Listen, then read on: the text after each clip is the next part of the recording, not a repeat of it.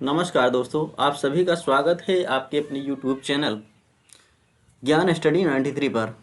दोस्तों, जैसा कि हमें पता है कि बीपीएससी ने अपना सिलेबस जारी नहीं किया है, तो आज हम हिंदी गद्यांश को पढ़ने वाले हैं। दोस्तों, यहाँ से 5 से 10 अंक तक का गद्यांश पूछे जाने की प्रबल संभावना है। तो आज हम हिंदी गद्यांश को पढ़ेंगे। दोस्तों, निम्नलिखित गद्य अवतरण को ध्यानपूर्वक पढ़ें और उससे संबंधित प्रश्नों के उत्तरों के दिए गए बहुविकल्पों में से सही विकल्प का चयन करें।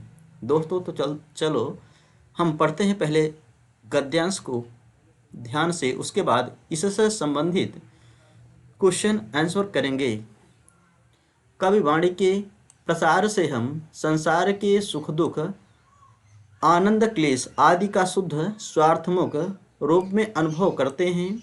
इस प्रकार के अनुभव के अभ्यास से हृदय का बंधन खुलता है और मनुष्यता की उच्च भूमि की प्राप्ति होती है। किसी अर्थपिशाच कृपण को देखिए, जिसने केवल अर्थलोभ के वशीभूत होकर क्रोध, दया, श्रद्धा, भक्ति, आत्मा अभिमान आदि भावों को एकदम दबा दिया है और संसार के मार्मिक पक्ष से मुंह मोड़ लिया है। ना सृष्टि के किसी रूप माधुर्य को देख पैसों का हिसाब किताब भूल कभी मुग्ध होता है, ना किसी दीन दुखिया को देख कभी करुणा से द्रवीभूत होता है, ना कोई अपमान सूचक बात सुनकर क्रुद्ध या क्षुब्ध होता है। यदि उससे किसी लोभ हर्षक अत्याचार की बात कही जाए तो वह मनुष्य धर्मानुसार क्रोध या घृणा प्रकट करने के स्थान पर रुखाई के साथ कहेगा कि जाने दो, हमसे क्या मतलब, चलो अपना काम देखें। यह महा भयानक मानसिक रोग है, इससे मनुष्य आधा मर जाता है। दोस्तों, ये रहा हमारा गद्यांश और इससे संबंधित नीचे क्वेश्चन दे रहा है। कविता मनुष्य के जीवन कविता मनुष्य के हृदय को उदार बनाती है। अब आपके विकल्प दिए गए हैं। यह कथन सत्य है, यह कथन गलत है, यह कथन अंशतः सत्य है, उपर्युक्त में से एक से अधिक या फिर उपर्युक्त में से कोई नहीं। दोस्तों, फिर से हम गद्यांश को पढ़ते हैं।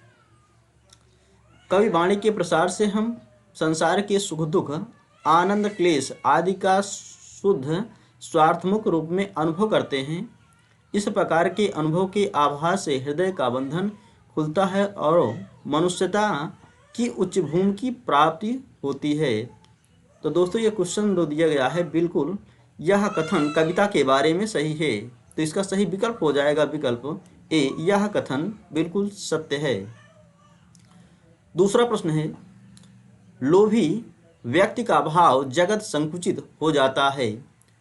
आपके विकल्प दिए गए हैं। यह कथन गलत है, यह कथन सत्य है, यह कथन अंशतः सत्य है, उपर्युक्त में से एक से अधिक या फिर उपर्युक्त में से कोई नहीं। दोस्तों, इसके लिए हम फिर से गद्यांश पर चलते हैं और अपने उत्तर को समझते हैं। किसी अर्थपिशाच कृपण को देखिए, जिसने केवल अर्थलोभ के वशीभूत होकर क्रोध, दया, श्रद्धा, भक्ति, आत्माभिमान आदि भावों को एकदम दबा दिया है। तो दोस्तों, जो ये कथन दिया गया है, लोभी व्यक्ति का भाव जगत संकुचित हो जाता है, बिल्कुल कथन सत्य है। तो इसका सही विकल्प हो जाएगा विकल्प बी, यह कथन भी बिल्कुल सत्य है। तीसरा प्रश्न है गद्यांश से संबंधित। अत्याचार की बात सुनकर क्या करना चाहिए? आपके विकल्प दिए गए हैं। उदासीन हो जाना चाहिए, दूसरों का ध्यान उधर आकर्षित करना चाहिए, या फिर दूर भाग जाना चाहिए, उपर्युक्त में से एक से अधिक या फिर उपर्युक्त में से कोई नहीं। दोस्तों, वैसे तो अत्याचार की बात सुन करके हमको दूसरों का ध्यान उधर आकर्षित करना चाहिए। और नेक्स्ट प्रश्न है चौथा, उदासीनता किस प्रकार का रोग है? आपके विकल्प दिए गए हैं। मानसिक रोग है, अस्थायी रोग है, शारीरिक रोग है, उपर्युक्त में से एक से अधिक, या फिर उपर्युक्त में से कोई नहीं। दोस्तों इसके आंसर के लिए हम फिर से गद्यांश को पढ़ते हैं। इसका आंसर गद्यांश के अंत में दिया गया है।